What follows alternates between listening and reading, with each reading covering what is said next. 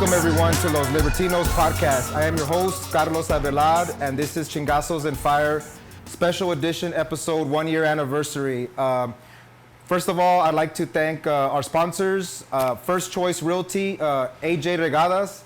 He's been Vanessa and I, our realtor for the last 10 years. Someone in a realtor that you look for, what you look for in a realtor is someone that knows how to manage the emotions of the ups and downs of a deal. Sometimes you kind of feel like it's not going your way and you just need somebody to basically land the plane to get the deal done. So if you're looking for a realtor because you're here in San Antonio or you want to come into San Antonio, please contact AJ at 210-313-5554 or email him at aj@firstchoiceregroup.com. And if you want to get more of a personal insight into AJ and his story, I interviewed him on episode number 13. So thank you for that sponsorship, AJ. And then, of course, our long-term sponsorship, Paloma Verde CBD, right? That's a business that my wife and I, Vanessa, started back in 2019. And it is a business that started off by trying to help our parents out. And when we started helping our parents out, it turned out that we thought that there was a market for trying to spread the word of the cannabis plant into the Latino community, which kind of has a stigma against it because of the drug war, narco stuff, all that stuff. It just has a bad name. But, to get someone like my father or my mom to take CBD means a lot to us in that way. So it's always been a project of love for us and ours. And the Paloma Verde is my wife. And I guess before we move on a little bit, I also want to give a shout out on the Mother's Day Eve to my mom, Teresa Abelard, my mother-in-law, Cindy Gomez, and of course my wife of 10 years, Vanessa Abelard. So with all that being said, I'd like to introduce the panel today. First off, I go with Buck Johnson from the Counterflow podcast, and then I got Matt Erickson from the King Pill podcast, Kyle Anzalone from Conflicts of Interest podcast, and Last and the greatest. Go ahead. Andrew from Popular Liberty. There you go. So what we'll first do, because the way I always start off the shows is that sometimes you guys don't know who these vatos are, right? So now you guys gotta hear. You'll be able to hear how they introduce what they're trying to do on their show and their goals. So really, I guess, Buck, you could start it off kind of like what your podcast's about and what your goals in doing it and what you're trying to do with it. All right, I'm Buck Johnson. I run the Counterflow podcast.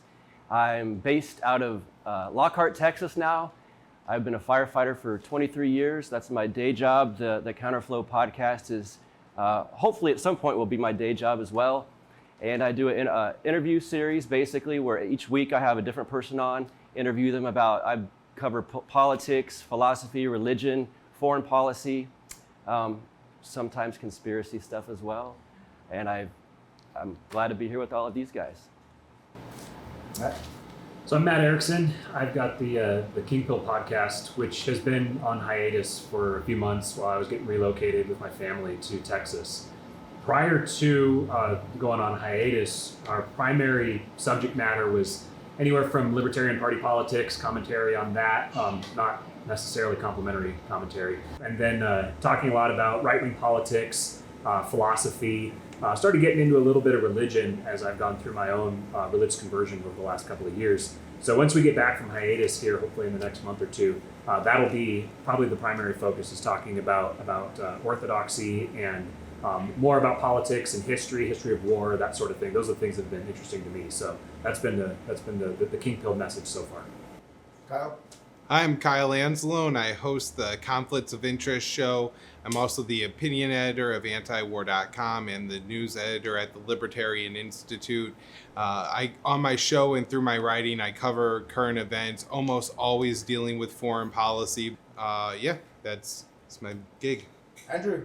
I'm Andrew Pierce. I'm from the Popular Liberty podcast, which is a kind of an ironic name, Popular Liberty, except it's just not true. Liberty is just not popular. Why is that? Why is it that we ended up the way we did in 2020? Why was this always going to be the case? And what are these underlying causes that have been the blind spot for people who want more liberty, who want more private property, and who want a more moral society. Why is it that these people are not winning? This is what my show is dedicated to, is understanding these underlying causes that have been blind spots for liberty lovers for basically 400 years now. Yeah, so perfect. So thank you guys for introducing your shows in that, and now we can get kind of to some of the action here. So today we're going to be watching later on the Canelo fight, the boxing fight, and obviously you guys saw the stadium that I have in the back, right? So in sports terms, especially in like soccer or football or boxing, they use the term being on the front foot, and I use that term a lot in my podcast because to me, it's always been something that means, being positive, aggressive with your actions, also very strategic on how you maneuver around problems. And I'm not, I guess I would kind of say that this event, to me, and that's why I'm doing it, is meant to be an event that's on the front foot. I guess my question to any of you guys is, what do you feel either is something that's small or something big that you feel that you're doing, that you're putting yourself in the front foot to try to bring action towards the goals of your podcast? I would say the most feedback I get is, I think a lot of people in our circles, in our spheres, feel like that we're the extreme fringe or the extreme minority, and so there's this feeling of emptiness, or not emptiness so much, but maybe that you're alone in this fight. And so when we do events like this, I've done a lot of these kind of things, and when I have certain guests on that seem to be relatable to a lot of the people that listen to my show, it kind of gives people hope in a sense that, like, wait a second, I'm not the crazy one. All my coworkers think I'm nuts, or my family thinks I'm nuts. And then I hear the people on your show and what you guys talk about, and these are the things I've been thinking of. And then sometimes I didn't think of it in these terms, and so I've helped change some minds along the way too, as well as my own, quite a bit, which is it's kind of a fun journey as well. So I think that hearing the feedback when you realize that, wait a second, maybe I'm not crazy. Maybe everyone else is crazy. And I hear the Counterflow podcast and I don't get stressed out. It makes me feel good and makes me think maybe about some things differently. And it gives you options to research. I always put out books. I always have my guests, what books are you reading? What things would you suggest that people listening who are interested in this to research further? So that kind of thing. So Matt, football terminology, so you know what it means to be on the front foot, right? To be aggressive on that way instead of playing defensive. Although defensive is still okay, you can still do counterattacks. Same question, but the terminology a little, from football. Right. So this was actually a question that really has been on my mind a lot lately, and it's part of the reason why the show kind of wound up going on hiatus instead of trying to keep doing shows through this whole process.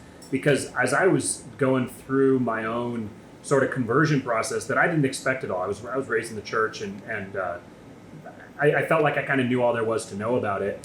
And then as I started trying to study the history of philosophy and the history of ideas, the history of conflict, as I was trying to untangle some of these really complicated ideas, I started getting into ideas of monarchy, which is kind of hence the name King Pilled. I was very intrigued by this idea of monarchy that's gotten a bad rap, and a lot of modern people don't really have a clear context for what historical monarchy actually was. And that led me into the church. As far back as I could go into history, I kept coming back to these issues with the church. And what I was finding is that I wasn't attending church at all. I was busy with my own life, doing stuff, and I kept getting messages from people who were telling me, just from listening to you, I'm just going onto the show and I'm just kind of shooting my mouth off and talking about whatever's interesting to me. And I have people telling me, because of listening to you, I've decided to start taking control of my life, to stop wasting all my time on party politics and trying to noodle around the edges. And I've been taking stock of my own life and figuring out where I am falling short, what I can do to begin acting like the monarch of my own life, especially from a man's perspective, taking control and taking ownership of your family and of your life, becoming the monarch of your own household. And I had people telling me I'm going back to church now. I've I got rebaptized, a bunch of different stuff, and it was really convicting to me, because I'm like, people are listening to me and they're going back to church, and I'm not even going to church. So there's something in this message that I'm not getting, and that's what led me on my journey into Orthodox Christianity. And so from that kind of that whole process has led me to trying to refigure what the message of the show is actually going to be. Like, what am I doing this for? It was kind of, I'd fallen into this pattern of just doing just kind of a, for lack of a better word, just kind of a bitch session. I'm just going to get on this and just talking to the mic and just complain about stuff that's bothering me, rather than offering something substantive that can change someone's life, that someone can apply to their own life. And so as I'm preparing to kick the podcast back off and get it going again, that's the angle that I'm focusing, is getting this into something that's a lot more practical and that can help inform and educate and create context for people, to give them clarity on how to move forward, because the world is a pretty rapidly changing, confusing place right now, and a lot of people are looking for something that's real and for something that gives them meaning and purpose and hope. And so that's been the focus of my own mind and my own study and my own prayer life, and that's the direction that we're going to be taking the show once it kicks off again. So you're preparing and strategizing to know what you're going to do once you get on the front foot and have all of that momentum behind you and all that way. Kyle, same question. Yeah, I mean, I do this full time. I'm either always doing some kind of writing or trying to produce a new podcast episode, trying to think of a new subject to do a podcast episode or to write on. And I guess I'm always trying to build my skills, but at the same time, not overextend myself and make sure I don't, I work from home all day. I do this all day long. It's very easy to get up, start doing it, and then not realize till it's 10 p.m. that it's 10 p.m. and it's time for bed. And so to build my skills in a way that I don't overextend myself, but I'm constantly doing something else, not only to further the message that I have, which is really important, but also to better myself and my standing and position. And so, sometimes that means making a little bit more money or spending some time on something even outside of, my work and my activism and my writing, but always just trying to find some other little thing I could do to take another small step ahead. Yeah. All right. My name's Andrew. The thing I do with in conjunction with my podcast is I run the GOP Mises Caucus. I am here to, I'm here to raise money to push these ideas that I've identified on my podcast as here are the blind spots for why we haven't been successful in pushing back the state advances, why we've been losing liberty every single year for 400 years. And I'm, raising money to push new ideas called the anti-tax and called the private statecraft, which I truly believe are the answers to these problems of, why is it we've been losing? Why is it that you can have a beautiful constitution that's really well written, and that gives us all that enlists all of these rights that we have, and then the government just it's a piece of paper. Why does that happen? How do we solve that? And the ideas I've come up with are, one, privatized statecraft. This should government should be a private company, and it should be allowed publicly traded, of course, to where people can buy shares in it, and therein are their votes. And there are a lot of misconceptions I think that people have about capitalism and free markets and how these things would actually work in practice. And my podcast and my work with the GOP Mises Caucus is dedicated to kind of clearing these things up and actually getting them implemented in law, because I think these are solutions that work well for everybody. What if you could have a government that actually paid your taxes for you? Actually, very possible with my system called the anti-tax. It sounds insane. It sounds like a gimmick. It's really not. Because these are all functions of how a private monarchy is actually kind of used to work, and all I did was really modernize these ideas and bring them into the 21st century with a better understanding of what context they play in the natural order that God has given to us.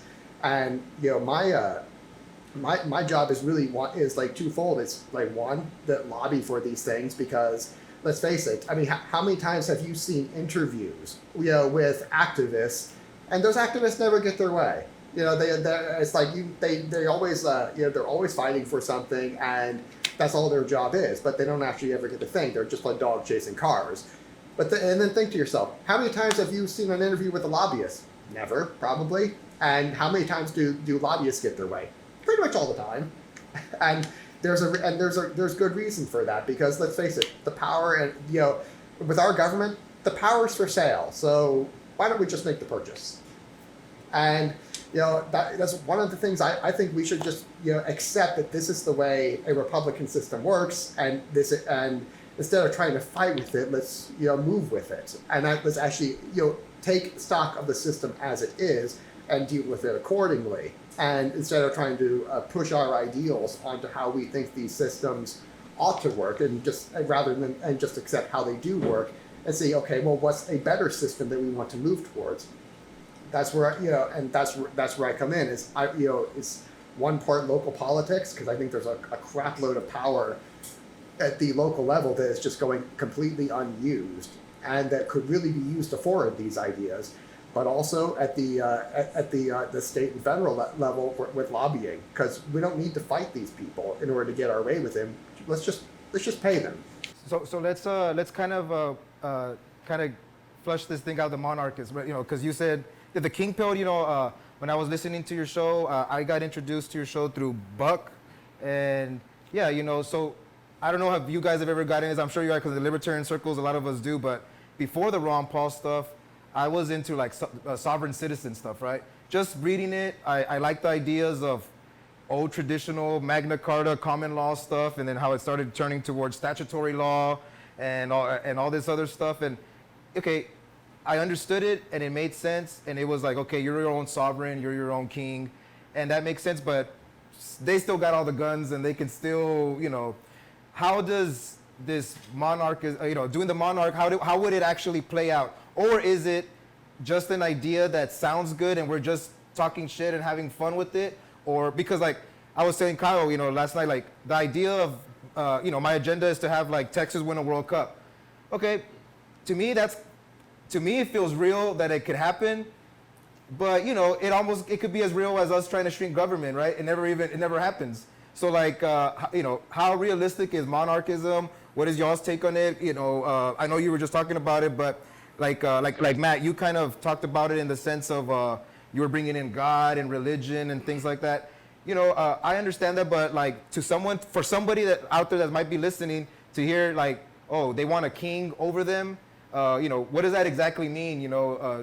For somebody that just thinks of it that way when they hear monarch, It took me a while to adapt to the idea. It took me a while to recognize what I was seeing once I started noticing it, because I came at this from what seems like the polar opposite perspective. I considered myself as radical of an anarchist as you could get, and that seemed to me like the most conservative position. Like it's reducing sovereignty down to the individual level, but once you start studying how sovereignty works, once you start studying how these things work in practice, there's the idea of how it's going to work, and then there's how it actually plays out. And it turns out that most people do not want sovereignty. The majority of human beings don't want to be sovereign individuals, because to be a sovereign individual means to be fully responsible and accountable for all of your own actions.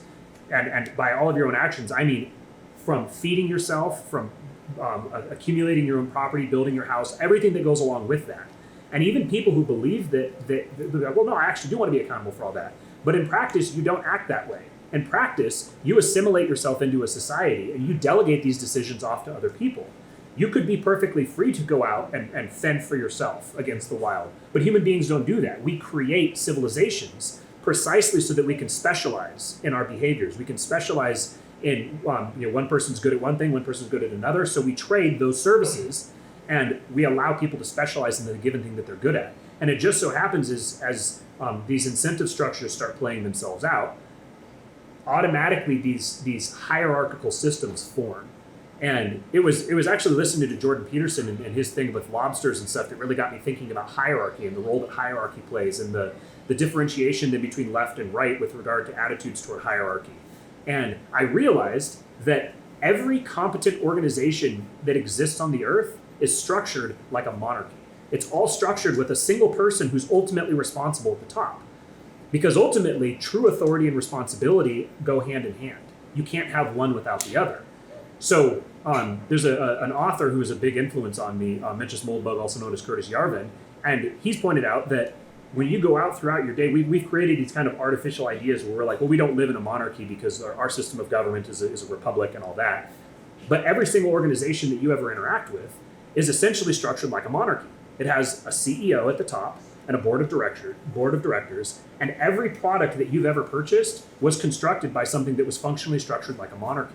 We just happen to suspend that when we start talking about the government for good reason, because there's been lots of really bad monarchies in the past that have abused their power, and there's kind of a game that you're playing there. When you invest all that power into one person, there's the potential that that person can abuse it.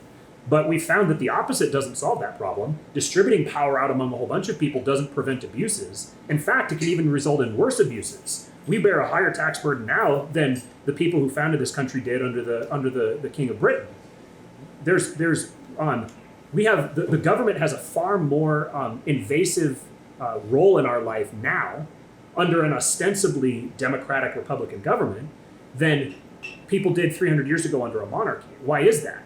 Because once you begin dividing sovereignty up, what you're doing is you're dividing responsibility up. And then people can start passing the buck. And that's ultimately how a democratic system is structured. It's like a feature of the system. It's not a bug, it's a feature. That if I don't want to be held responsible for something, I'm going to delegate it to some other part of the bureaucracy, and it's going to be his fault. But then he doesn't have to be held responsible either. He's going to delegate it to someone else. It's going to be his fault. And this game just goes round and round and round, and there's nobody for whom the buck stops. And you can see this desire in people's minds because the president has become effectively an elected monarch. People want a monarch. They want a figurehead who embodies the personality of their culture, who can just rubber stamp the things that they want. This is a fundamental inherent nature of people's minds, whether they want to admit it to themselves or not. So then how do we get to the point where they start admitting it and actually then getting to a point where then they're voting for something like this? How does that start playing out? Buck, because you kept on saying Buck stops here, Buck stops here. Yeah. Well, I'm going to pass the buck with that question. I mean, electoral politics is not my particular specialty, although it might be here in the near future. You bet it will be. We will see. Not giving you a choice there, buddy. If I have to answer this, my first thought is, and Andrew alluded to this earlier, on a very small local level, there's ways to divvy up this power. You've got the mayor. Really, it's the city manager very often. The mayor is the figurehead. Mm-hmm. And if you've got a very small town, this, in my own opinion, could work rather well. But then again, you've still got this giant federal bureaucracy that affects even the small towns. So how do we get out of that part? I think it might have to collapse on its own. We shall see. Andrew, you might have some. I'll certainly help them with that. But, yeah. I'll add real quick before you go, Andrew. I'll say that this was kind of the question that I ran up into, and I was like, okay, well, I've realized some of these things, but this is something that, number one, we've been subjected to hundreds of years of propaganda against some of these ideas for very good reasons, because the people controlling the propaganda are the ones whose power would be directly threatened were these types of ideas to become popular. You mean the bureaucratic class? Right. The entire, people call it the ruling elite, the deep state, whatever you want to call it. The people who put together school curriculums, the people who manage the media, the people who manage Hollywood, all of these people, it's not a necessarily explicitly coordinated cabal, but they all have aligning interests. They all have aligning incentives to all participate in this system. So somehow you have to break through that. Somehow you have to get a toe in that door. So part of it is a matter of simply engineering the system, which is where Andrew comes in. Andrew's the one who's engineering the system that could work at the local level to start shifting the tide another way. But where my mind has gone is that this monarchy structure is not just something restricted to government. This is something that's present in our daily lives. It's something that, and this is where you start getting into controversial stuff nowadays, that a man is the monarch of his household. that is a healthy human relationship where you have a man who is the monarch of his household. This is where monarchs came from to begin with. It was patriarchs who were grandfathers, great-grandfathers, who governed their entire tribe. And because they had the experience and the respect of their entire tribe, they were delegated to as the ultimate authority. And then tribes ultimately joined with other tribes and became cities. And so then it was just, okay, well, among all the patriarchs, which is the one at the top of the patriarch? Okay, well, he's going to be the king. And then various systems evolved out of that. But ultimately, if we want to see something like this borne out in our political system, which I do, I would like to see something like this borne out in our political system, it's going to have to start in our own lives. We're going to have to start modeling this behavior in our own lives, modeling it for our sons, because this is not something that's going to happen in a generation. I mean, Andrew can get pretty far in a generation. But ultimately, for something like this to really take hold long term, it's going to require sufficient numbers of people who believe in this, who are invested in it, and who are practicing it in their own life first and foremost before they're trying to import it into politics. So, Kyle, you're the foreign policy person here, and when in history, or did we see a monarch that actually, practice a foreign policy that you kind of approve of? Like, do they always seek out more territory, more trying to advance, or do that kind of questions? Like, if we were to have a monarch, what would be our foreign policy on that end? What do you think on that front? It's so hard to say. So first, I'm not a student of history as much and can't go back and point to a monarchy that was particularly, conservative and wasn't looking to expand, just continue to hold their wealth and help their people. I think if you look at a couple of the real small European states, maybe you see a model like that where they're not particularly interventionist and things like that. And then you could find monarchies around the world today like Saudi Arabia or the UAE, which are, some of the most brutal states that we have and are, really only limited by their inability to successfully conduct military operations, their strategic position in the world, and their assets. And so, I mean, it could go either way. And I'm not that. I guess I haven't thought about as much on the philosophical level to think what would be better, anarchy or democracy. It's pretty clear that the U.S. has a democracy where every 4 years, 2 years, 8 years, we decide that we're going to Washington and we're going to kick the bums out of office and put all new people in charge. But somehow the Speaker of the House has been there in Congress for 20 something years or more. And same with Chuck Schumer, the Senate leader. Joe Biden was in government for 40 years. And so how are we kicking the bums out but getting all the same bums back in government every single time? And the policy really doesn't change from president to president. There are differences, definitely. But if you look at, especially in foreign policy, it pretty much stays the same. One of the great quotes from Donald Trump's first impeachment was that the president needed to be removed from office for going against the interagency policy, right? He was disagreeing with the State Department, the Department of Defense, the CIA. It wasn't that he made an inappropriate phone call that they really wanted to remove him from office. It's that he considered not giving weapons to Ukraine, which they decided was the policy that the United States needed to move forward. And so if in the United States, Carlos, we end up with the king and a couple weeds, it just depends on who the king is. You know what I mean? And honestly, with the entrenched power structures we have and where the money is, any king that we're going to have for any period of time that's able to hold any amount of power is probably going to be a pretty bad dude. Yeah, so Andrew, when I've interviewed you before, you've kind of given the examples of the kings that we have had in our history as a republic. Can you kind of give the rundown of that and then kind of talk about how possibly this can come into play? Well, it's like when I say America has had kings, I'm really referring to dictators, and there is a gigantic difference between an actual king who's running his kingdom like a private property. See, it's the real distinction is not really between state and not state. It's between private property and public property. Property that is owned by the collective and that is subject to the tragedy of the commons, where everyone just treats it like a renter. See, when you look at it as property, it's as private property, you kind of treat your own private property a lot like Carlos treats his house, and it's magnificent. And why? Because he owns it. He's doing what's in his best interest for it, because that's the incentives of private property. But if you if you have something that's public property, like a public bathroom, like God help you, no one wants to use it because it's just such a disaster because no one has responsibility for it. This is something that Matt Erickson has really talked about a lot. I really appreciate this part of his message is that what the people are really want, what they're paying their taxes for, is they're paying for a service. I want natural order. I want my rights as a service. It's like, because I need to specialize, I need to worry about like growing food or being a plumber or building houses or stuff like that. I can't worry about my own security. I can't worry about about my role in the public order. I need somebody else to do that for me and help me guarantee it, because otherwise who's going to grow the food? And so, like, what you're really paying for when you're paying for a state is you're paying for order as a service, public order as a service. And that can best be done as if the person in charge has private ownership of it and says that, it's like, this is my responsibility, the buck stops with me. When something goes wrong, everyone knows whose fault it is. And it's like, and there's no like ambiguity about it. There's no passing the buck, as Matt was saying. And so when we have we've had several, probably received 3 or 4 dictators in the United States. Like the first was George Washington. He was pretty good. It was like, so it started off pretty great. The second one was Abraham Lincoln, and 500,000 people died. And we ended slavery. That was pretty important.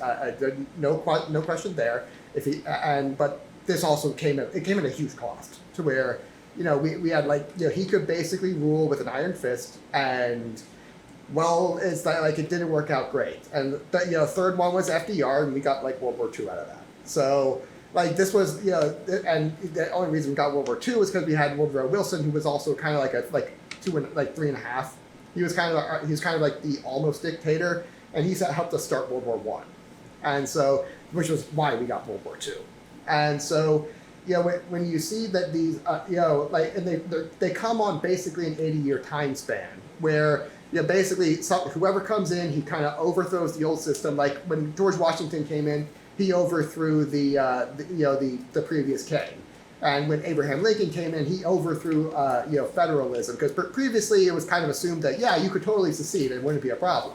And he came in and said, no, we're not doing that. And so he told the South they're not allowed to leave. And so when you get to the progressive era with FDR, he comes in and says, this whole thing about the Constitution, where we said we were going to have a limited government, we're not doing the limited part anymore. And so we're going to have a new deal where we do everything now. And we are the federal government, and we're going to just do everything. And so, basically what happens is every 80 years or so, like a new guy in a republic comes in, sets down a completely new order with new rules, and then those rules age and they become decrepit, they become obsolete. And then a new guy, because these obsolete rules that we're all living under are just not working anymore, you get a new guy who comes in that says, I'm just going to get rid of the old system. And we're at that 80-year point now where we're kind of looking at like a system that is completely falling apart. Like the Bretton Woods system that got set down last time was basically globalism. And the people have completely soundly rejected globalism, and we want it to end. Like we're done with being policemen for the world. We're done having endless waves of migrants on our southern border, and we have no idea who they are, and we're done with this, idea that, hey, we have to compete with the whole world when it comes to trade. It's like there's 7.5 billion people that America's workers have to compete with, and this is just not fair. It's giving the corporations and business owners way too much power in this relationship. This isn't fair, and so. This system now has really come to an end, and we're looking at probably a new dictator coming in very soon to say no mas, and it's like that's a good one, right? Yeah, that's a boxing one. That's a boxing term right there, right? No mas. Yeah, and so my thing is, hey, what if this time around, instead of instituting a completely new system of public ownership, which is of course subject to the tragedy of the commons, where everyone just treats this piece of property, they treat the government like it's their own piggy bank, and they just loot it, and they loot the taxpayers in doing so. Well, what if instead this time around we decide, hey, well, why don't we try private property, the capitalism, the free market, this thing that really works? And what if we decide that, hey, government really should be a service. Statecraft is a service to the people. Your rights as a human being will be provided to you by the state. Your order will be given to you as a service that you will pay for, and we're going to divide this out using private property. And so yeah, like you can get bad property owners, but you can also get Carlos. It's like it really goes both ways. And let's face it, in capitalism, the beauty is that the Carlos is rise to the top, and the bums kind of fall to the bottom. And because let's face it, if you put a bum in charge of anything, it's going to be decrepit and awful, and it's not going to work. But if you put Carlos or you put Buck in charge of this, it's going to be great. Dang. I'm just saying, it works. And so, that's the beauty of the capitalist system, is that the good guys outcompete the bad guys. It naturally gives good people the upper hand. Whereas in our kind of Republican system, lowercase r Republican system, it's like, because we're electing these representatives, they get there and we can't take the power away. We can't fire them. We can unelect them, and it's really, really, really difficult. But it's they get there and they're like, and like somebody sits them down. They explain to them exactly how the system actually works, and they're like, that makes a lot of sense. I should just vote your way.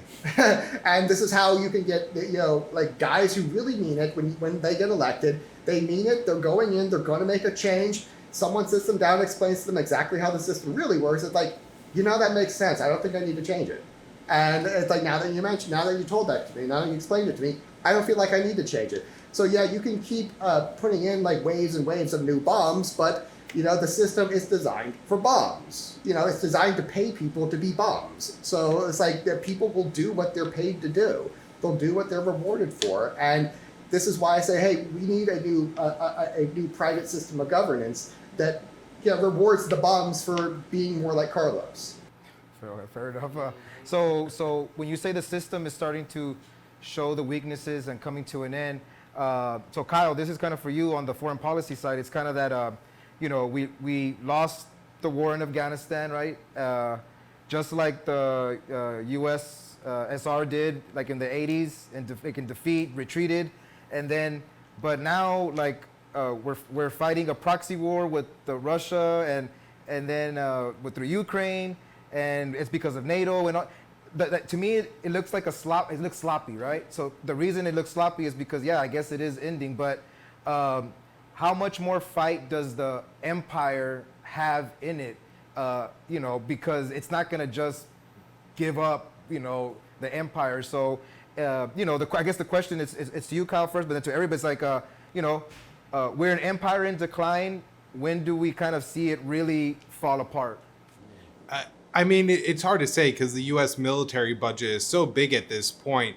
The war in Afghanistan was going on for 20 years, and now that it's collapsed, the U.S. has decided it sees an opportunity to essentially create a 1980s Afghanistan and Ukraine by throwing a bunch of weapons in there into people that will resist Russia. And then what they hope is that Russia gets caught up in a very long war. People look at the end of the Soviet Union, the fall of the Soviet Union, see Afghanistan and be like, well, Russia lost 15,000 troops and the Red Army left with its tail between its legs. And this was really what solidified the end of that country. But if you look at it from the perspective of Afghanistan, the country was absolutely destroyed, wrecked by Soviet bombs, between 1 and 1.5 million people killed in that war.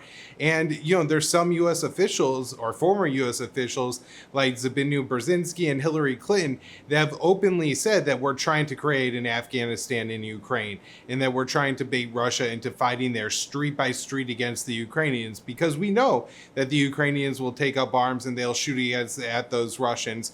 But ultimately, Russia maintains what even Barack Obama admitted was escalation dominance in Ukraine.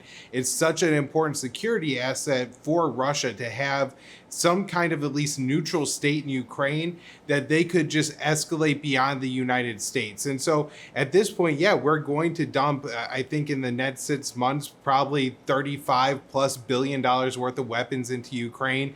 If you look at the Russian military budget, it's about $60 billion a year. And so we're matching the entire Russian military budget in Ukraine. And that is something I think the U.S. can maintain for some time, even with the empire being in decline. If you look at $60 billion a year, that's what, 7% of the U.S. military budget is not even that big of a line item, really. So then when you hear somebody say like, oh, the empire's going to come down soon, it's not. I mean, I don't know. I don't think it's going to be this that does it. I can answer that question a little bit more clearly, because we saw the same thing at the end of the Roman Empire, because the Rome also had, its military just like drove it into bankruptcy, where it's, they were paying so much every year because, let's face it, if you don't pay the soldiers, they've got one job and they know how to do it really well, and they know whose fault it is when they don't get paid. And so so what ended up happening at the end of the Roman Empire was that, over time, it progressively, you had this, really, really pronounced in one episode in about 200 or 300 AD, some around the second or third or fourth century, where you had an emperor named Aurelian. And what happened was, the emperor died, and so of course what that means is that it's basically a free-for-all. So any general, because back then the way they did the army was that, instead, you as a soldier, you did not swear loyalty to the Roman Republic, you swore it to the general. And because, by the way, the general was the one who paid you, so he had your real loyalty anyway. So what happened was that, when this one emperor died in a fight with Persia, what ended up happening was that, you had like 4 generals at once who said, "I'm the emperor now. How about that, guys?" And they all declared themselves emperor, and Aurelian was the one who killed the other 3. And you have that repeatedly throughout the decline of the Roman Empire, where the emperor dies, and the new emperor is the guy who killed the other imposters. You know what I mean?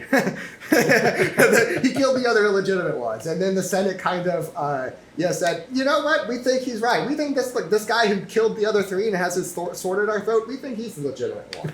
And so what happened over and over and over again was that you had people who asserted that this is mine now, and because I have the force to do it. And so, what happened, and so what you can say just from an economics point of view is that the marginal incentives towards private property outweighed the incentives towards basically republicanism or towards public property. And eventually this kind of culminated in, like one guy basically winning it all, and his name was Charlemagne. He defeated the Lombards, and he became the Holy Roman Emperor. And after he died, his sons decided that they were going to split the Roman Empire up, and by killing some of the other people, by killing some of the other sons. But ultimately, decided that this same system happened over and over and over again, where each successive generation of emperor was less and less able to consolidate power, was less and less able to rebuild the Roman Republic, and so what eventually happened is you ended up with like Christian monarchy, and the Catholic Church and the Orthodox Church both played big roles in kind of civilizing these emperors and say, if you did it the Christian way, your job gets a whole lot easier and your chances of assassination go way down. And so when you have like these religions that like Christianity, it really, really paired well with monarchism. It did not pair well with republicanism at all. And St. Augustine of Hippo was one who really just like put the nail in this coffin that Christianity is really not compatible with democracy. It's not compatible with the gods, so to speak, of democracy. It just can't work because as Christians we believe there's one guy in charge. It's God Almighty. And and you can't say, oh, it's all these other people. That doesn't work. And so when we said that when we were transitioning to a system with one guy in charge, he wanted a religion that kind of mimicked that said, oh yeah, heaven works the same way, one guy in charge like me, and as the system progressed, when these emperors, they would start to treat the system like private property. They would treat government like it was private property. This is my kingdom. Its borders are right here. My job is to make sure everything works well in this within these walls, within this territory. Because then, when everything's worked well, when business is booming, I get a lot of tax revenue, and I'm a whole lot more difficult to invade because I could, have more tax revenue. That's more military men. That's more soldiers, and it makes me a tougher target. And moreover, when business is booming, no one really wants to assassinate me. That's a really big deal to the guy who's in charge. He does not want to be assassinated. So, I can say, hey, when the American Republic ends, is when you start to see corporations start taking over the roles of government. When you see, hey, we are having discord and fights in the public sphere, and the corporations step in to censor one side. Even though we think censorship is awful, and of course they're censoring the wrong side, they should be censoring the other guy. It's like that's humanity. He's the one who should be censored.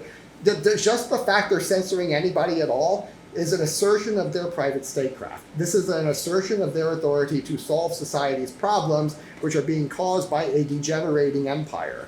This is the American Republic is dying, and you're seeing the new class of monarchs, the new Merovingians, by the class of kings that took over for the Roman Republic were called the Merovingians. So we're looking at the new Merovingians who are already living among us. These are private corporations who are, again, structured like a monarchy. Like you said, one guy in charge. And when something goes wrong in the company, we know whose fault it is. We all know Elon Musk. We all know the CEO of Apple, Tim Cook. We all know CEO of Google, whose name I can't pronounce. And we know who these guys are. And normally we can say their names. I can't pronounce one, but that's the only reason why. But the Sundar Pichai, I think. Yeah. But yeah, we know who they are, and they're already taking over, and this is how that happens, because the incentives towards private statecraft, the incentives towards private ownership of the means of power, not the means of production, but the means of power, or really the production of public order of private statecraft, these are now outweighing the public means, and so as it goes on, we're going to see a new class of Merovingians take hold. But those guys still get put in front of Congress and bitched out, right? Is that just theater? If they're really the chingones, do the chingones really go in front and get bitched out in front of everybody? The politicians still have the power to bring them in and all that, right? Easily, yeah. What happened when Augustus took over the Roman Empire for the first time? He didn't abolish the Senate, and the reason is he kept it around kind of for show. The Senate lasted for a good 600 or 700 years, something like that, right, Matt? It lasted for a good 600 or 700 years in one form or another, and they were really kind of just there to be a rubber stamp for the emperor, and they didn't really have power, and you really saw this in the people, because the people really stopped participating in the elections because they kind of knew it was all crap now. And they knew, you saw, the really two parties back then were the populists and the progressives, basically. They went by the names populares and optimates. And they're exactly the same sort of parties we have right now, where you have a right-wing party who's very populist. Julius Caesar and Augustus were both, these Augustus Octavian were both populists. And you had the more progressive aristocratic class, which was called the optimates, and they were both for hundreds of years. They fought war after war after war with each other, killing each other every time. And then when Augustus took over, they're like, all right, no more civil wars, we don't care, and because why? They understood that we're not in charge anymore. The people aren't in charge anymore, and so they stopped caring. And that was one of the things that Augustus's big selling points for the emperor is you don't have to care about politics anymore. You can go to Thanksgiving dinner and not have to care about politics because you're not in charge. It doesn't matter what you think. And that was a huge selling point for people who had been killing each other for generation after generation. Now, granted, Americans haven't been killing each other. Our founding fathers were a little bit more intelligent in how they structured a republic, so that in our first 230 years as a republic, we only had one civil war. And in Rome, the number was 26 civil wars. And so our founding fathers were a whole lot more intelligent, but at the same time, we're tired of politics. You know, who likes doing this? Yeah. And so, So in that same vein of like how you bring in the past, I kind of wanted to shift towards kind of the new way that I've been seeing you guys kind of do, like because you had mentioned a little bit of the orthodoxy stuff, right? And to me, I'm not very religious. I always say that Vanessa prays so good that I don't have to because she's just really good at it. You know, she prays for both of us. And but what I do like about a little bit that I've kind of just, when I see y'all, you know, kind of moving that action, it's kind of like you're trying to, tell me if I'm wrong here, because this is me freestyling now a little bit, like slow down time within that realm of that, while everything passes around you, it's like a form of time dilation, kind of like, you know, so can you guys kind of speak to your, I guess, moving into that, but why you did, or why you kind of, because you know, that's cool. You know, if it's positive and good for you, then that's good for you. But you know, that's kind of for both of y'all, or you know. But... Yeah, and just to kind of the topic we were just on, one of the things we haven't touched on is where the economy's going and how empires end. And there's some quote that I'm going to bastardize, but every revolution is 3 missed meals away from being kicked off. We might be seeing that in the next couple of years. We shall see, but we all know. Not today. Not today. Yeah. Pretty good today, right? There's no revolution kicking off here. Yeah. The way that the foreign policy things always fall apart. Yes. Because everything at home goes to hell. And Ron Paul, someone we all respect, has said that over and over again. Like, you're going to bring the troops home at some point because it's not going to be a choice. You will have to because we can't afford it anymore. And so when there's people, and think about this too, under Trump, the economy was, you know, those of us who understand the ins and outs of this understand that it's propped up for the most part. But as far as the drivers that a lot of people go by, what's good or bad in the economy, it was better then. And think of how much we were at each other's throat when the economy was good. When it takes a dump here in about 2 years or so, I mean, I don't know. It's not going to be good, because if we're fighting this hard over every little thing, everything's political now because the politics has entrenched itself in our lives by design, I would say. People start missing meals. People can't afford to drive. It's going to get ugly, I think. And so you start to see, in my opinion, that you go way back through history and up until now, and it turns out maybe there's just this constant battle of good versus evil. It seems to be that way throughout time. You can put whatever names on it that you want to, but when it comes down to that, my reason for getting into orthodoxy is I started having little signs in my life that led to a number of coincidences that they say are not coincidences. But if I'm certain there's evil spirits, I'm certain there's a spirit of evil running a lot of things, and that's infected itself into a lot of people. And when you see that, well, there must be good too. And so in my life, when I get into something, I like to go as far back as possible. Like, I like rock and roll. I don't like modern stuff. I like old stuff. I'm just that way with a lot of things. You know, none of us jumped into politics saying Mitt Romney's our guy. Yeah. We go back to like the original Constitution, and it's Ron Paul was essentially the guy. And so I started looking into Christianity, which is what I was brought up under. And I thought, well, let me go back to where this all began, and that's the Orthodox Church, essentially. And so that's kind of what led me to, wait a second, there is good against all of this evil, especially the modern world that we're in. We see it all around us. And the one place for me to find refuge and hope and capital T truth was the Orthodox Church. And so that's kind of where I've started that journey. And Matt's with me too. You can. We're attending the same church. We've got, I don't know, maybe 30 or 35 or 40 people there, and we're 2 of them. It was interesting. I didn't actually start getting into Orthodoxy as like seeking political solutions. It wasn't, the 2 things kind of happened in concert with each other, and then I realized after a while that it wasn't a coincidence. I was I was actually starting to really get into like Eastern mysticism because I was I felt like I'd exhausted everything that the West had to offer, and I wasn't finding anything new. There's no new ideas, and I dabbled in some psychedelics and kind of was exposed to that world a little bit. And in case you can kind of tell,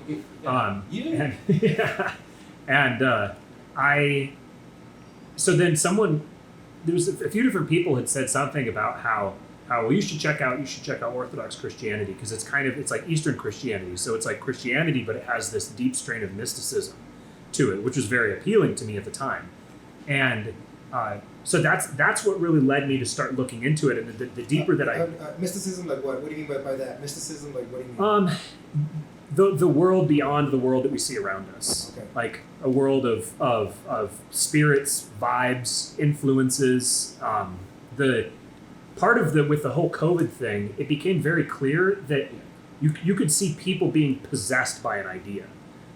Jordan Peterson will quote Carl Jung a lot, where he says that people don't have ideas; ideas have people.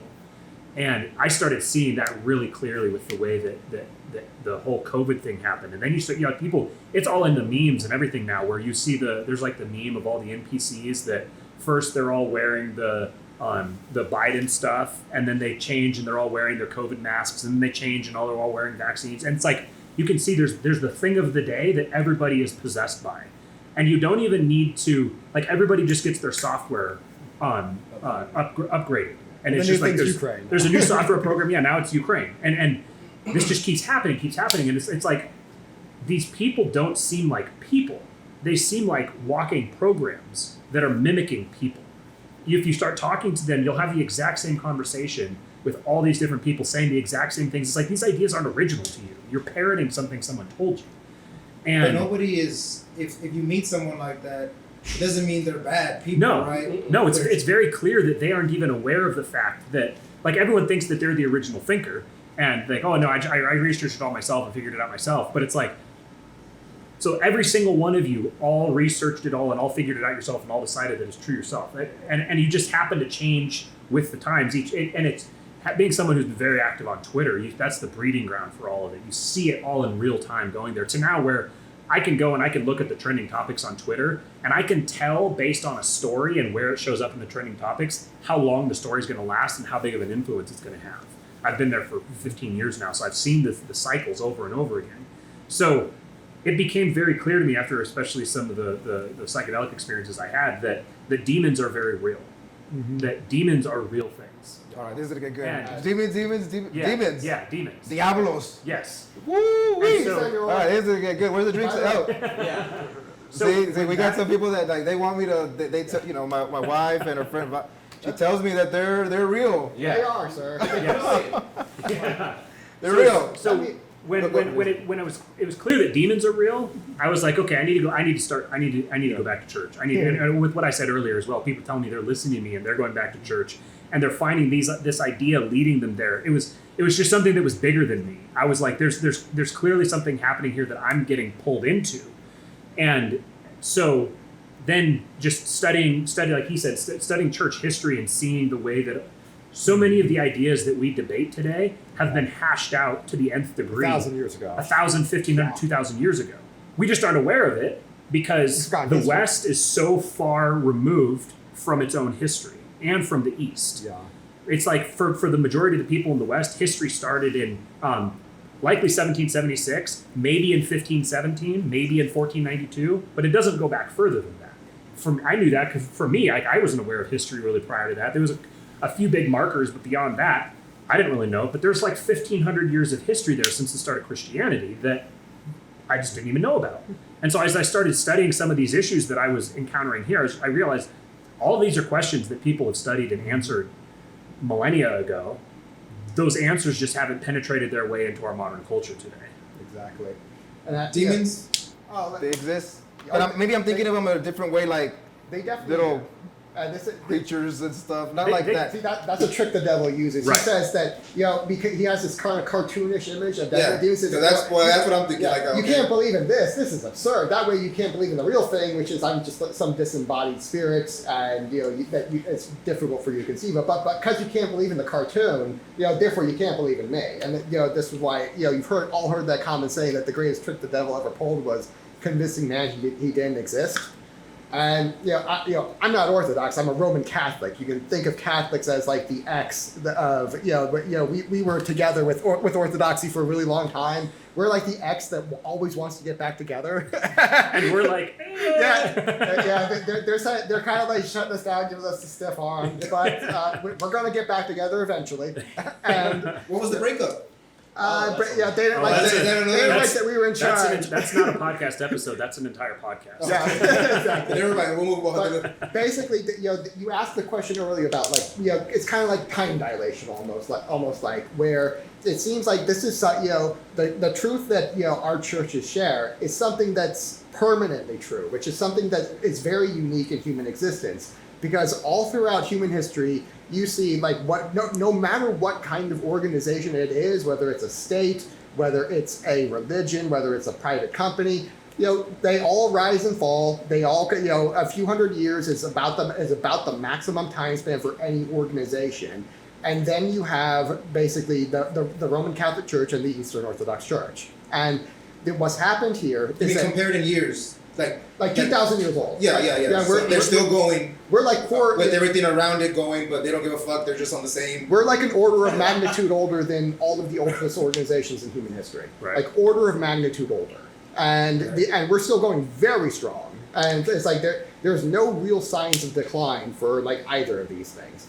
And so what you have to see is that you have two organizations in all of human history who seem to be like completely unique, and that they're not declining in the way all of the others are and always have done. And so what you have to seem to conclude is that they're tapped into something that is permanently true and does not change, and they've basically gotten for themselves a monopoly on some sort of truth. But you don't have to know what it is, but you know for a fact because they've been around for so long continuously, and we have the receipts. We know that this is how they've been, how they've always been, and you can say that these things are whatever they're tapped into is something that is permanently true. This is something that is quite inalterable, and this is what we say is an eternal truth. It's something that is always has been true, always will be true, and it's never going to change. And so, part of one of the things we both teach is, there is a real struggle between good and evil. Evil is a parasite. It did not create itself. Good was what created it and gave free will to these entities which became parasites. And this is why the parasites are always weaker. They always lose. They always self-destruct. And because they are not tapped into something that is permanently true, they are necessarily in opposition to something that is permanently true. And because they are basically in opposition to truth, their existence ends up always rendering itself false, to where they lose their own existence over time, and they have to reinvent themselves over and over again. And you see this, this is what we call like the demons. And we've all seen plenty of social media videos in the last few years, particularly of people who are either have extraordinary mental illness, or they're connected, or they're like demons, basically. And it's gotten one after another to the point where I've had. Well, hold on, I gotta put some pushback. So you're saying that some people we watch on TV or something that you think they could be demons? I mean, that sounds kind of like. No, they're just possessed by them. Possessed. In other words, like when you see like. Okay. When you see like a bunch of. What do you think? What do you think, Kyle? You're looking at me like, I don't know. Let me give that example first, and then we'll let the foreign policy guy respond to it. But when you see like these transgenders that are dressed up like evil clowns, and they want to basically start sexualizing these 5-year-olds. It's like, this doesn't just look like any random, and you see it all over the place. It's like the same kind. Like when it's one person who's mentally ill, it's not like they're exactly the same as the next mentally ill guy. They're very different. But when you see like these like trannies who want to start sexualizing 5-year-olds and giving like 5-year-old lap dances and stuff like that, it's like, and like while they're dressed as like evil clowns, it's like this looks a lot, and this is a pattern of behavior. Like this looks like some sort of real evil that they are truly tapped into. And to where like this isn't like a normal kind of human evil. Like the normal kind of human evil is very like self-centered and it's very self-seeking. That's normal for humans. What's abnormal for humans is where I'm doing it purely for your evil. It's like I'm doing evil purely for your loss. That's a true kind of evil that is, very, very rare amongst humans. And you do find it in like some of the greatest mass murderers in history, where they're doing evil basically for evil, and for evil's own sake. And when you see like this kind of pattern of behavior, to where like you have to start questioning, like, is this random? Is this just an illness, or is this a real thing? And when they start talking, you're kind of like, yeah, all right, this whole idea that, all we see around us is all that really exists and there isn't some world of spirits, that starts to become a little bit more far-fetched than the idea that, okay, maybe these humans over here really are possessed by something truly evil, like a truly evil spirit is inside of them and whispering to them that that what they're doing is actually a good idea. And Carlos, think about it this way. We use this in our language. We'll say something like, I was just sitting there and I was just sitting there and an idea popped into my head. Yeah. Where did that idea come from? It came from somewhere. It was in your head, but before that it wasn't. Somehow an idea was just in your head all of a sudden. Where'd it come from? Yeah. We tend to just be like, it's just out there. We just don't really think about it. But in the Christian worldview, those ideas are planted in our heads. Sometimes they're good ideas, sometimes they're bad ideas. It depends on the quality of the spirit that's putting the idea there. And the Christian narrative, that you don't really see this in Western Christianity. You get it in Roman Catholicism, but you don't see it in Protestantism at all, really. The Christian narrative is that demons entered into the human race, and they were fallen angels is what they were, but they entered into the human race, and they gave knowledge to people. They gave them knowledge of how to use tools, how to build technology, how to fight wars, how to even things like how to wear makeup, how to do all this different stuff. It's how in to do Genesis. astronomy. Yeah, how to do astronomy, all these different things. That these are technologies that were given to humanity before humanity was ready to use them, before humanity knew how to use this technology. And that's technology. not unique to Christianity. Exactly. All of the religions of the world say that's how we got these technologies. And the other religions just say it was a good thing. Yeah. it was this is how we got better because the gods came and gave us all this knowledge. Christianity says that was a bad thing. That's why you fell into strife and chaos fighting each other.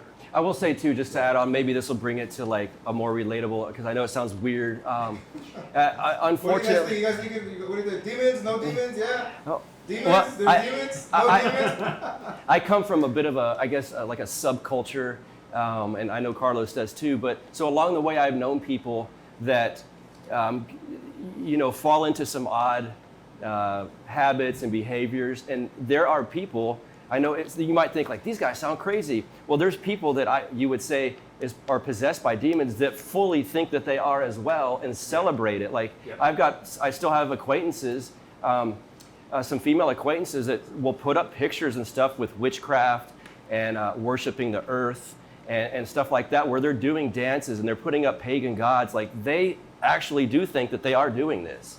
And so it's not just us like casting some crazy, excuse onto people's what they're doing. There's people that are fully involved in this that know it and accept it. And we haven't even touched MK Ultra, which is Yeah. where the CIA did all of these experiments with these psychedelics that Matt's been talking about, and they started seeing these things. Like the first time they went in with a powerful dose of DMT, they met some spirits and who introduced themselves as the Egyptian pantheon. And they're like, oh, we're finally glad you guys figured this thing out again. It's been thousands of years where you guys haven't been using these things, and now that you've used them again, now we can start telling you all of these things we've been wanting to tell you. And which are a whole lot of really bad ideas, as it turns out. And And so, like, and by the way, that's like all public record. It's like, that's not really like a conspiracy theory that it happened. It's like, no, it's like fact. And like, we found that like Congress is the one who told us this. Here's the documents about it.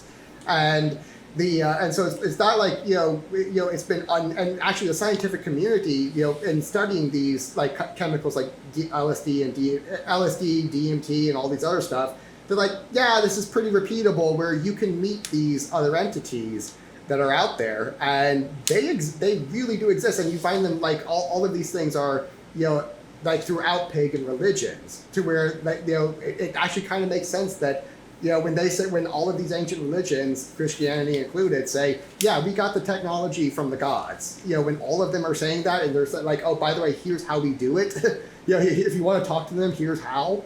It's like, it's not actually that crazy, and it's actually like fairly well known amongst the scientific community. We just don't think of that. We just, it's just a hallucination. It's not real. But actually, your iPhone was invented by Steve Jobs, who received it while on received the idea while on a vision quest. With under the influence of LSD. Yeah, and. So these things are out there, and we use their products in our everyday life. The new spy device that I really love, and this we have something now that's like you mentioned earlier, that's something it's like time dilation, where it's almost like it's permanently true, where the time seems to have slowed down to where these organizations like these two churches are not decaying. They don't break down. They don't break apart.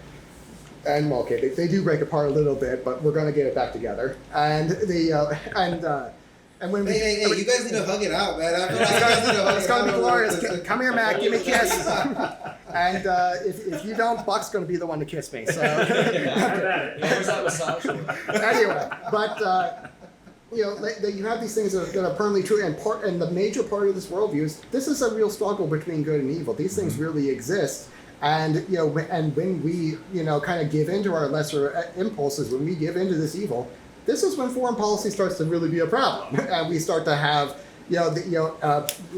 bad relations between nations. So you mentioned foreign policy, so I want to bring in Kyle because but like Kyle,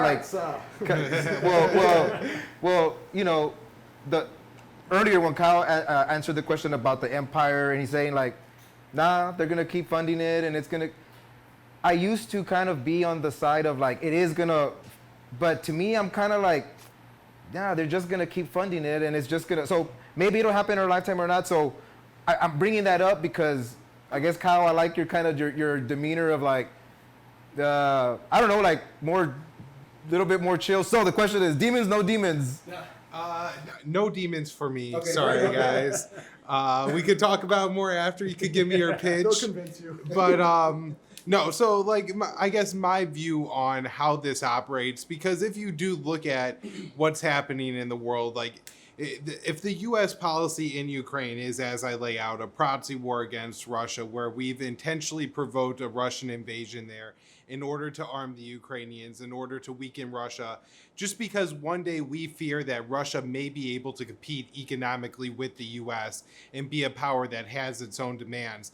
I mean, that truly is evil. And so the way I personally rationalize that and, try to like form a worldview around that is it's mostly centered around power. There's so much power around the money and, authority that you get around the military and building up these international threats. And then the amount of fear that you create. And so we saw this with COVID first, but then they transitioned it right into Russia. And in fact, I wrote an article right at the end of February about how after setting the science, they were now trying to set the history, where we couldn't talk about what had actually happened over the past 8 years plus in Ukraine, about the civil war that was ongoing, about all the U.S. NATO expansion, arming the Ukrainians, the neo-Nazi groups that operate and are a major part of the Ukrainian military. All of this instantly became off limits, like somebody saying that, oh boy, I don't know if a surgical mask is actually going to stop a virus particle that's several times smaller than the holes in the surgical mask, right? Like, these were this is exactly what happened in March right after. And I think it's more about fear. And as people get conditioned to be afraid, and every time you turn on your TV, you're ready, like your brain is ready to be panicked because it hears the same old CNN sound. It's brain chemistry. It's the dog bell, right? That makes the dog salivate.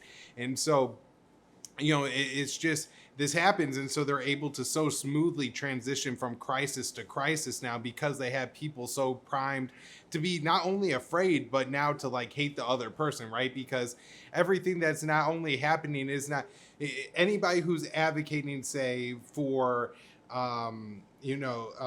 pro-choice or pro-life one way or the other side is absolutely evil. That's the only way that even our own mainstream media is presenting that we could look at this point. And so, with the fear, the hatred, and everybody getting so much power from it, that's kind of where I see the origins. Although, it's how much more far-fetched is that from a demon? I don't know. Well, let me ask you a question from like just a natural point of view. Do you really think like the CIA and all of them, when they say Russia could threaten us in the future, do you really think like they believe that? Is that their real explanation, or is there any other ulterior motive to it? I would guess there's there's a lot of people at the CIA, right? And there's a lot of dumb people at the CIA who just believe and are following the program, right?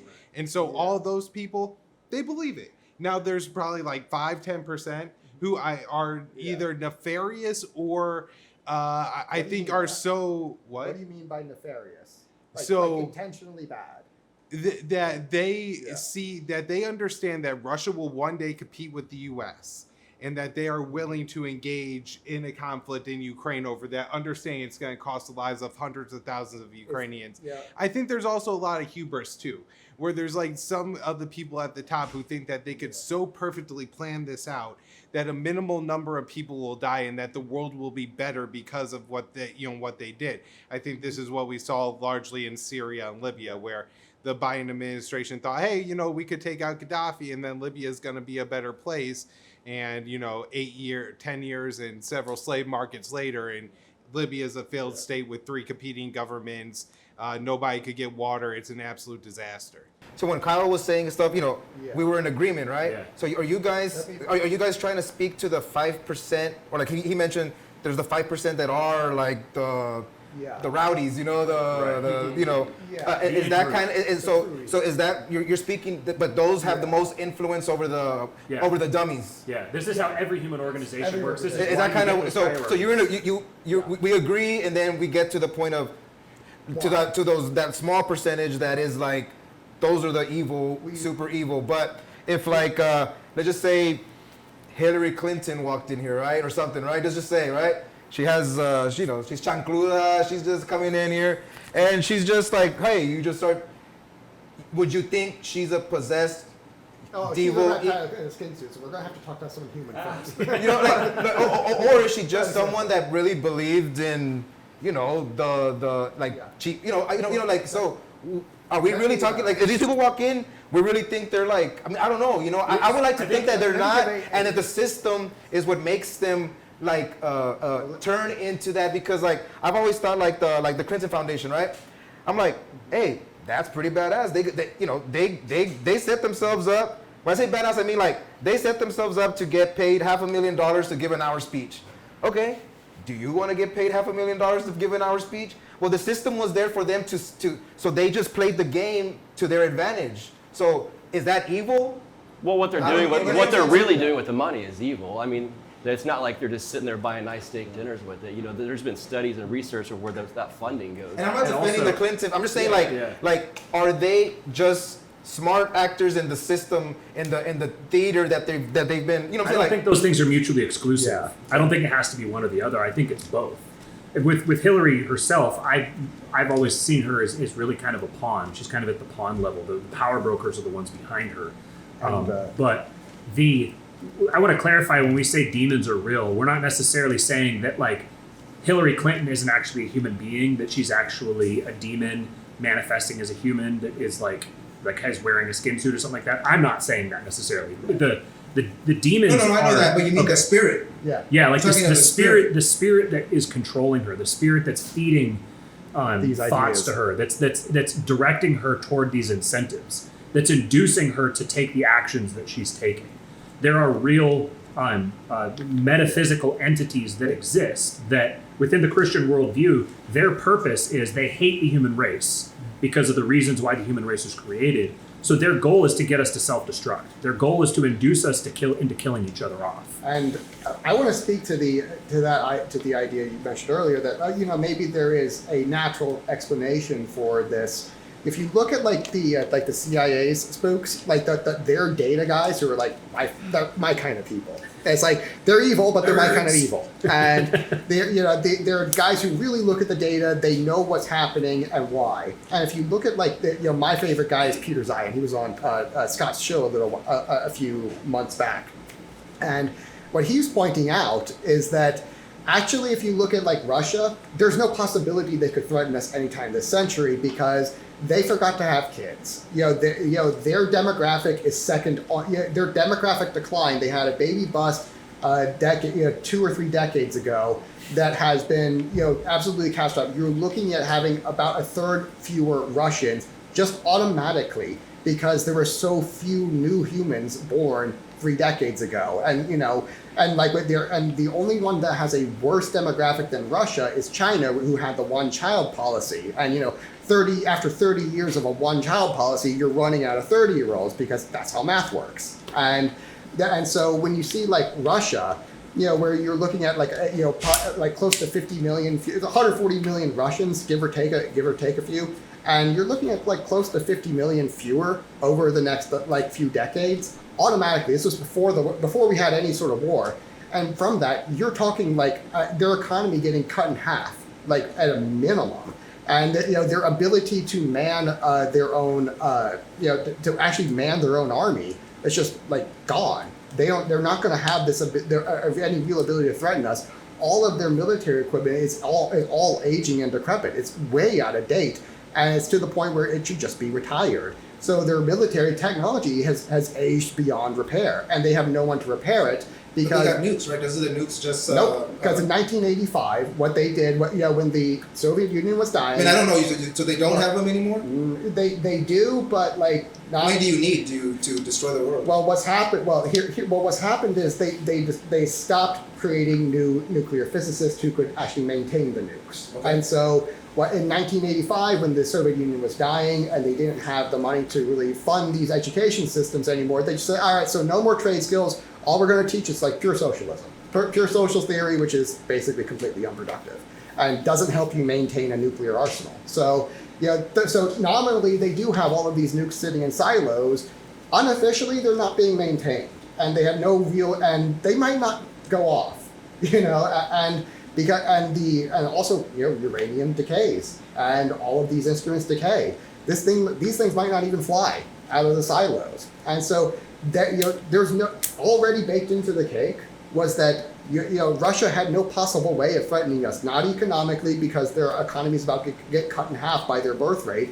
Because when you don't have workers, you also don't have customers, so your customer base is getting cut basically by a third. Your worker base is getting cut by a third, which means your cost of labor is going to go up because supply and demand is still a real thing, and so so everything costs more and you can sell less of it. Your economy is going to their economy was going to shrink in half already, and still we're going over and provoking them when they had no possible way of really threatening us, and not economically, not militarily, and so the power argument really doesn't make sense if you're looking at the data, and the spooks are definitely looking at it because Peter Zion, my favorite guy, totally a spook.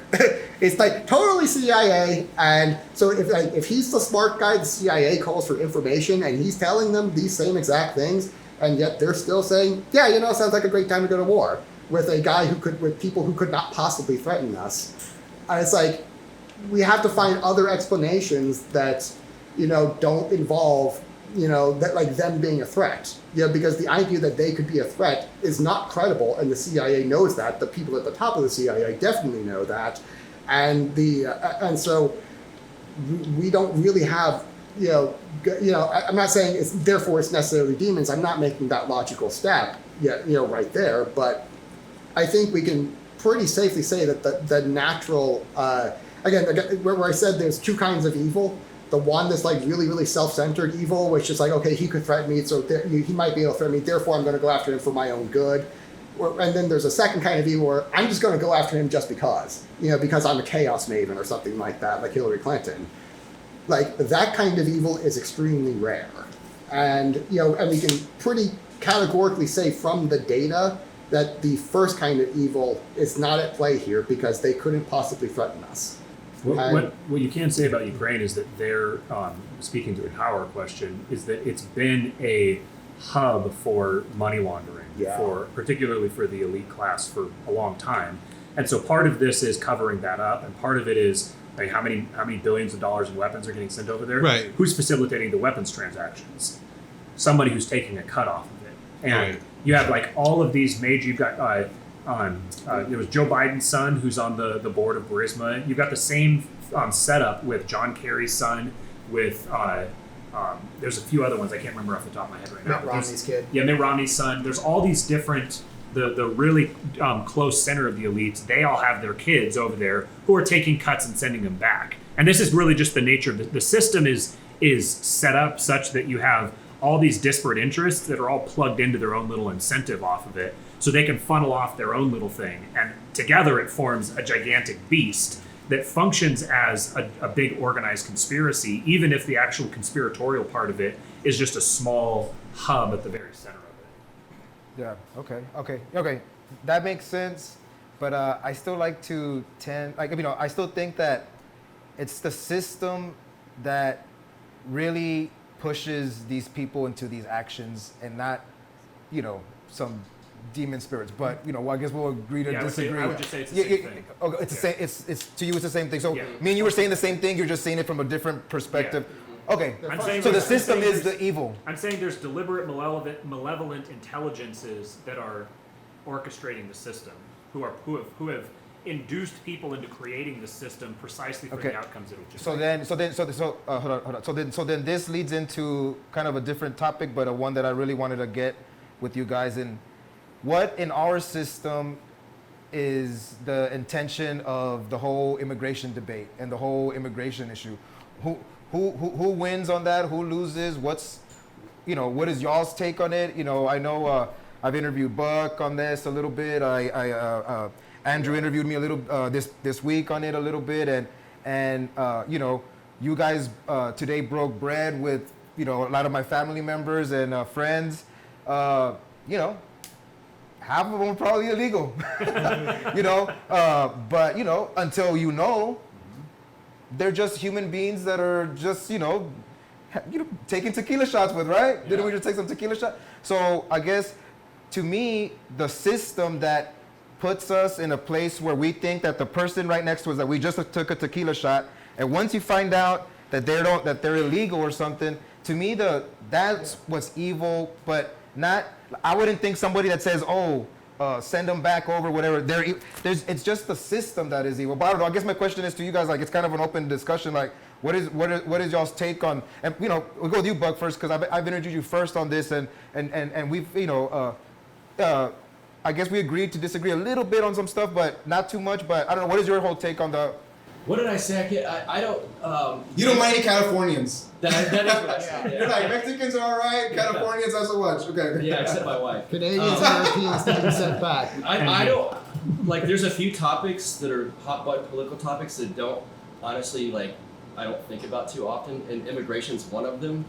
Because of the example you just gave, I don't really care if the guy I did a tequila shot with is here legally or not. I don't care if he has mushrooms in his pocket and wants to give me some. Does he want to give me some? But I think, the system has created some kind of issue clearly at this border, at least ours, and there's people getting killed over this.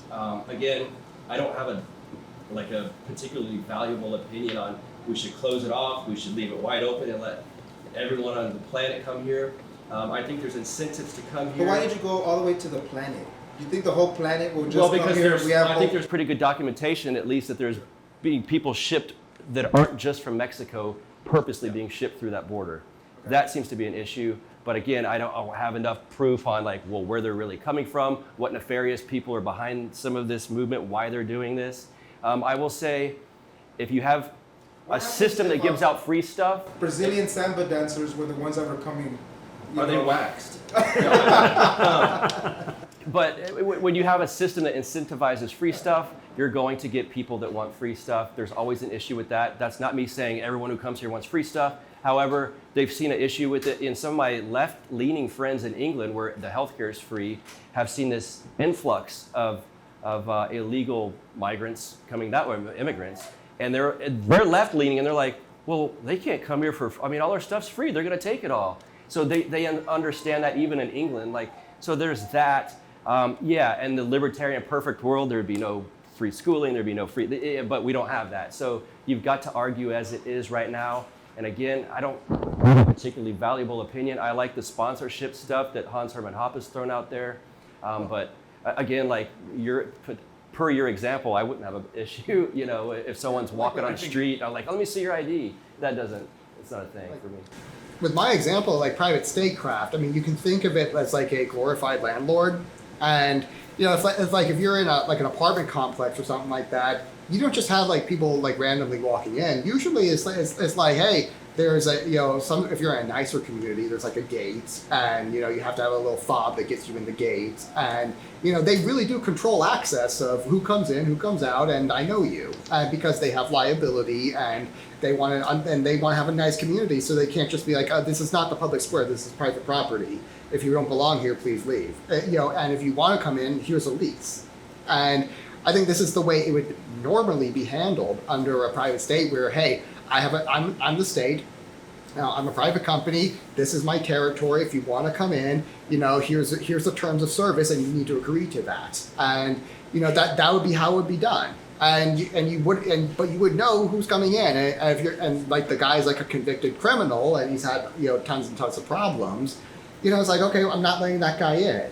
And, you know, whereas it's like if you're like, you know, Jose from El Salvador, and you want to come in and, you know, help, you know, build roads and stuff, and it's like, yeah, all right, you know, the construction company is that way. And, you know, it's like you might help them out, and by the way, you still need to sign the terms of service and all that. And any company that you agree that is, you know, working within your jurisdiction is going to have a contract with you, and you'll have that contract with them, and part of that contract is going to be that if you want to hire a worker, you know, from outside the territory, here's the process. And, you know, it's going to be a lot more efficient, a lot more cost effective. It's not going to take like 3 or 4 years.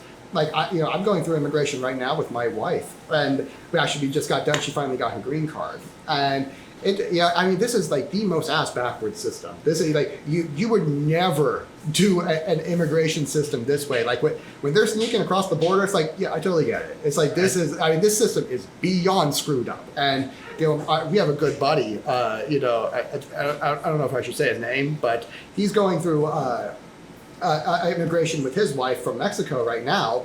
And it's so screwed up because, like, right now, like his like his wife is allowed in. She has her green card. She has to stay here for like 6 months at a time to get it, or to maintain it.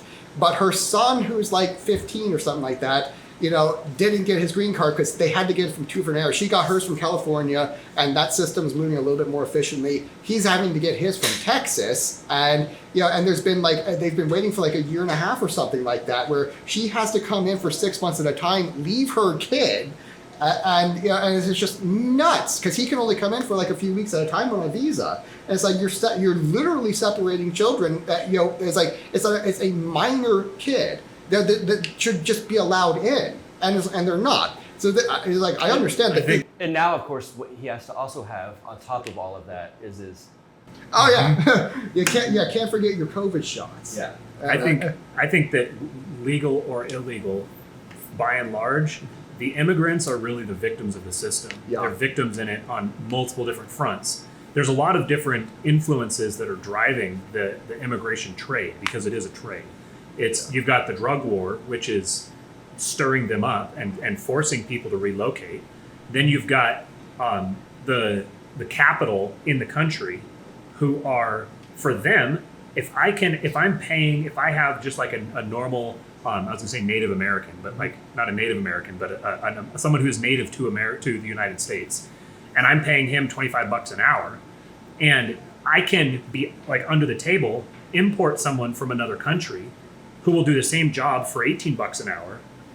I just shifted $7 an hour from labor to capital. Now I keep that $7 an hour. So there's very strong incentives from the business leaders to support driving these people. So then there's going to be a strong incentive to continue the drug war, because there's going to be a lot of influences that want to keep that flow going, because it's a way of shifting capital from labor to capital.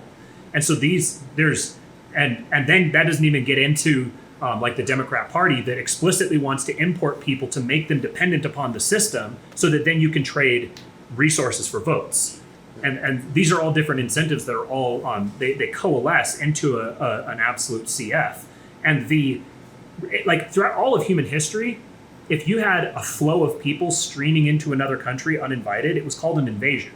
This is like, it's normally expected that that's going to destroy or at least fundamentally change the culture and the economy and the nature of the country that all of the people are going into, whether they intend to or not. That's just the way that human civilizations work. So if there are malevolent forces that are inducing this, then you better bet that they're getting something for that. They're getting paid off one way or another, and the rest of us are going to be the ones left holding the bag. There's a third incentive here that he kind of just mentioned. That, remember what we said earlier about like Russia having the second worst demography in terms of their birth rate.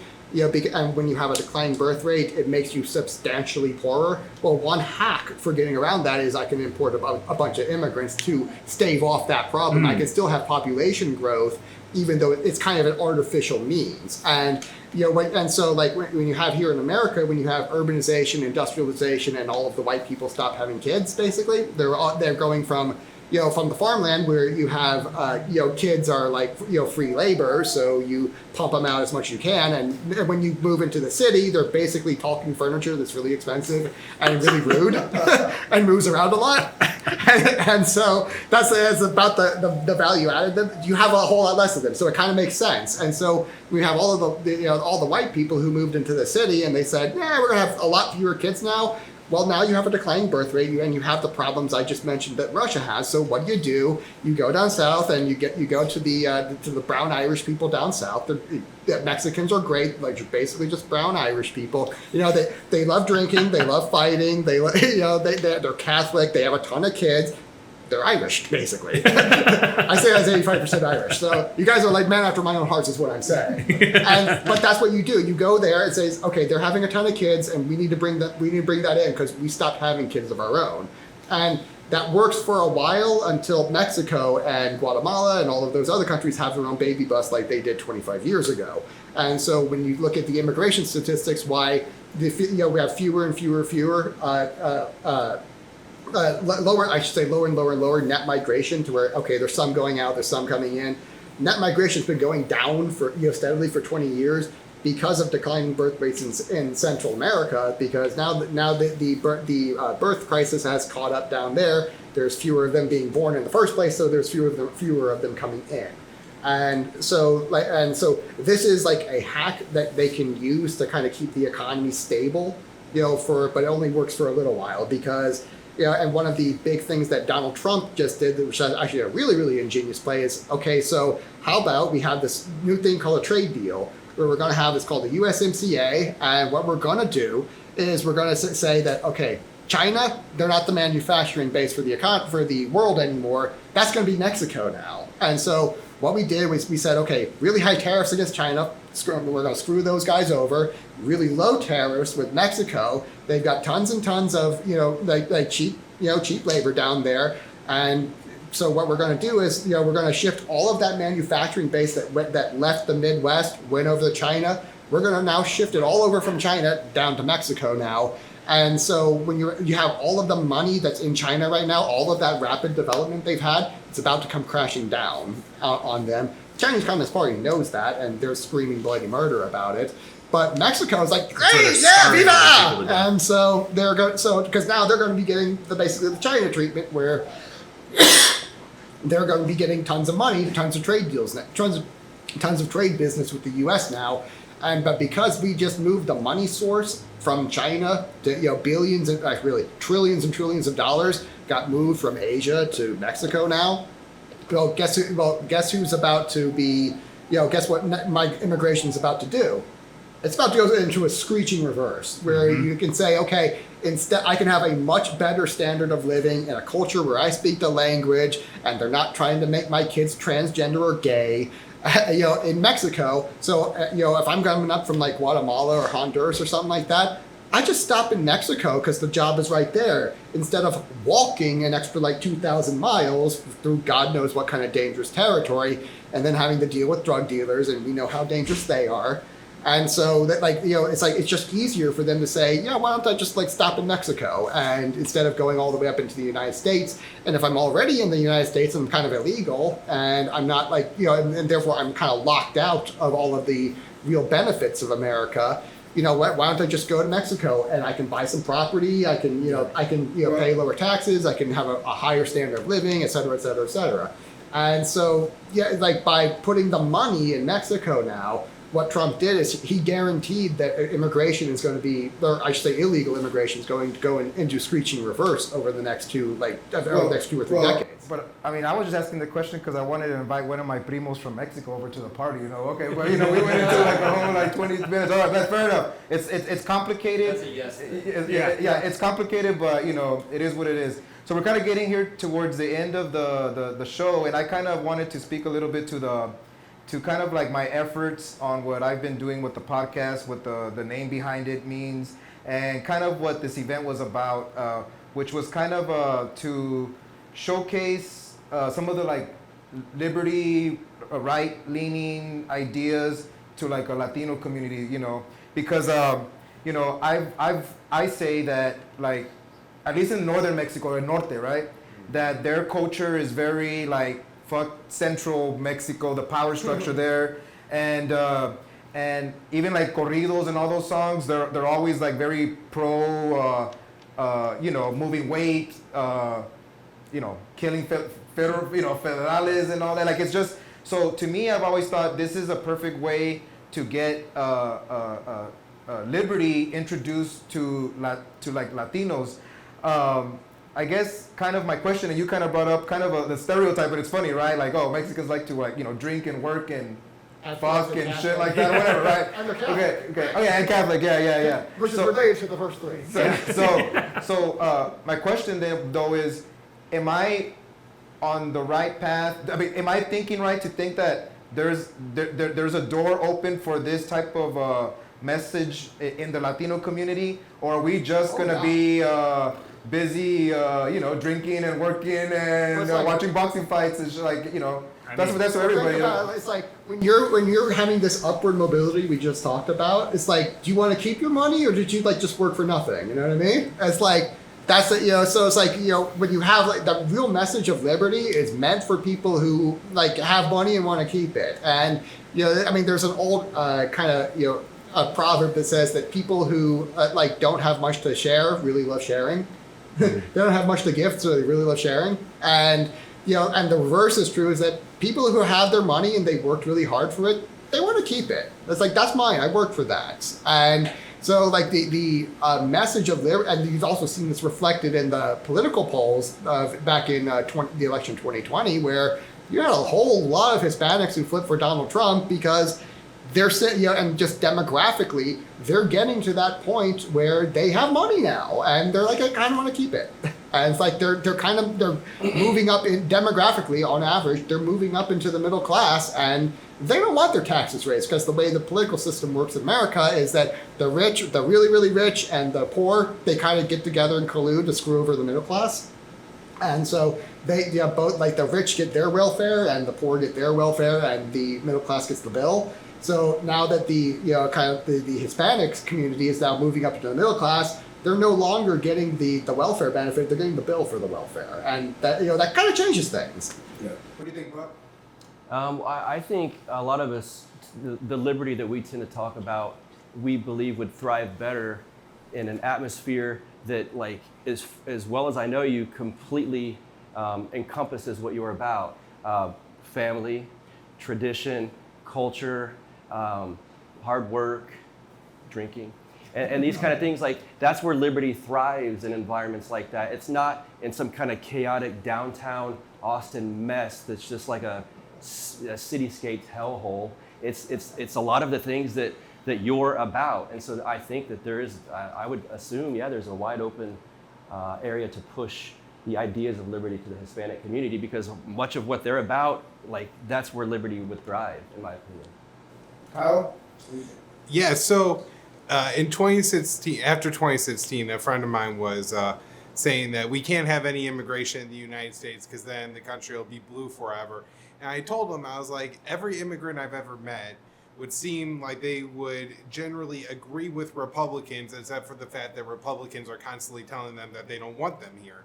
And so I thought that was like, a real problem that Republicans had. And Trump, for all of his faults, especially on the immigration issue, talked to and about Hispanic people like he actually liked them most of the time. Now, there were some other things, but especially in his second campaign, and then he picked up a lot of Hispanic votes the second time around. I think maybe that explains some of it, that, these messages are appealing to that community, Carlos, but so for so long that message has been wrapped up with the Republican Party, and they just have so much open contempt for so many, especially darker skinned immigrants, that they're never gonna you're never gonna look to those people to help you out just because there's so much open contempt. So I think maybe the libertarians will, or the liberty movement will help that in general. Matt?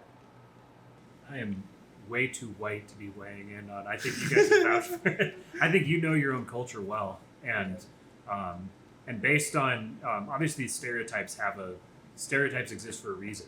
So if Mexicans have a stereotype of liking to work and drink and fucking party, those are And Catholic. and Catholic. Yeah, and Catholic. Yeah, those are all things that those are the things that create liberty. It's not the. Okay. It's not the. Is that the message there for the Latino? Yeah. Like, liberty. lean into your culture. Lean into your family. Like, build dynasties within your family, and you don't need to pursue liberty. Just pursue your own family and creating a dynasty with your family, and the liberty will naturally follow. I was saying this the other day to you. Like, if the real benefit of having libertarians in the Republican Party is that we can kind of be honest about these things, and that hey, if the Republicans, if you're really, the whole reason they don't like the immigration coming in is statistically they've been coming in poorer and voting more blue, and we don't want our power taken away. I mean, it's really as simple as that. Like, if you're going to be coming in, just vote red and we'll burn the wall to the ground. And Democrats will still rebuild the wall to the moon, but hey, at least you'll be consistent. And this is the main thing. Is like they're not being honest about it. Like just say that, hey, we don't like it that they're coming in and voting for Team Blue. So just be honest about it. That's the benefit of libertarians. They'll just say it. It's like, yeah, this is all about power, and and we're just gonna say it like it is. And if you want to come in here, you need to be voting Team Red. Voting for private property, voting for capitalism, voting for more money, because you didn't just walk 2,000 miles from Central America to North America in order to stay poor. Like, you came here because you want money and you want property, you want to own a home, and you want to have a nice family. And so let's vote for the Republican Party. It's going to help you keep all of that.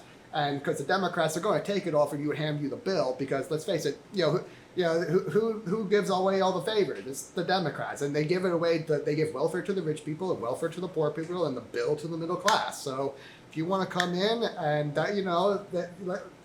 let's just force the Republicans to be honest about what the real issue is. But we'll see if they do it, because I think I've been in some situations where I was at electoral, I guess delegate stuff, and the veins of some people on the immigration issue, I was like, that looked demonic to me. Mm-hmm. Yeah. I was like, damn, you're really about some party platform verbiage. The veins were coming out. I was like, yeah, so that turned me off. So it's a real thing. It's a real thing. But I'll sign back up if there's somebody like a Ron Paul that's gonna run. And I didn't agree with Ron Paul. He had the anchor baby stuff that he kind of said. I didn't agree with it, but it is what it is. On overall, I liked a lot of the message, so I still kept on going. But So this kind of concludes the interview. I wanted to kind of end on the immigration stuff because it was part of the vibe of the whole event. In that I think that these conversations have to be had. It doesn't mean that anything gets agreed on. It just means that the conversations allows a flow of information just to kind of hear other people, especially when there's no. If we're partying, like really, like the idea, like I've always liked to party, is that you get to have conversations like this, and then I don't know, everybody gets elevated. Every time that I've had a party or whatever, I mean, nobody leaves here like, oh fuck, like that's everybody usually has a good time, and that's always what I try to do. And I'd like to conclude by saying, like, thank you guys for coming to this. I really feel that you didn't have to come. You guys came to this. I appreciate it a lot. And really, each one of you guys can give a rundown of your plugs of where people can get a hold of you. And then, since we're all part of the Paloma Verde familia, for sure plug in your promo code and just go down the line, and then I'll just have the last word real quick. Yeah, go ahead. Oh, cool. Do we start with the #1 CBD seller? Yeah, whatever you want to do. Counterflow with Buck Johnson. It's counterflowpodcast.com. That's got all the links at Buck Rebel on Twitter. And I would like to thank Carlos and Vanessa for hosting this and for always being a very, very sweet and good sponsor for my show. And I've appreciated all that. And the products work. I'm not just bullshitting when I try to sell their stuff. I've got family members, new friends now that write me like, oh my God, this stuff's great. Now they're out of it because I'm trying to order more. But so yeah, it's promo code BUCK, by the way, at PalomaVerdeCBD.com. Matt Erickson, the podcast is King Pilled. You can find it on YouTube, primarily on YouTube. There's a few episodes I've got up on podcatchers, but YouTube is where the majority of them are. I'm most active on Twitter. You can get me there at Real King Pilled. And then the promo code, again, Paloma Verde, fantastic product, fantastic company, fantastic people. Promo code is KING. Actually, if you use any of these other promo codes, they'll actually add 25% to your bill. But if you use promo code KING, you'll actually save 25%. Kyle Anzalone. I host Conflicts of Interest. My Paloma Verde promo code is PEACE. Like Bud said, I wouldn't endorse the product if I didn't like it. And in fact, I had Carlos send me some before I actually even agreed to sponsor it. I've turned down a couple other sponsors because I wasn't sure. But I really do like Paloma Verde. And in fact, I'm trying to get some from you after this, after having me sit on this stool for like an hour and a half. Sports screen. Yeah. Sports screen, yes. Love the sports screen. So, yeah, thanks for putting this together, Carlos. And people can find me on Twitter at KyleAnzalone_. My Facebook account just got nuked, so if you follow me on Facebook, gotta go to Twitter now. I'm Andrew from Popular Liberty. You can get, the best thing that I've had so far is the THC tincture that has has about 3% THC, so not too much, but it has it has like 2,100 milligrams of CBD in it, and this thing has been amazing. Like, I've been putting this in all my food. I take it every night, before I go to bed as well. And the sports cream, I use it probably 3 or 4 times a week. And this is by far the best sports cream I've ever had. I lift, believe me. Illegal guns. I know. It's like, right to bear arms. But it's like my promo code is popular. And if you use the promo code KING, I want to warn you, they will send you distilled Hillary Clinton urine instead. You need to be very, very careful to use the promo code popular. King one, it doesn't work, and the only thing it sends you is Hillary Clinton urine. Don't do that. So thank you guys for coming, and hopefully this could be the beginning of something that we can try to do more often as we try to grow our podcasts, our brands, and everything that we're trying to do. I'm always about aligning interests.